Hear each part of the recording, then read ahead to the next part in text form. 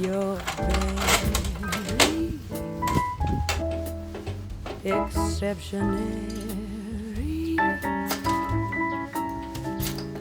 No dictionary can define what's genuinely indescribable. Very exceptionary. No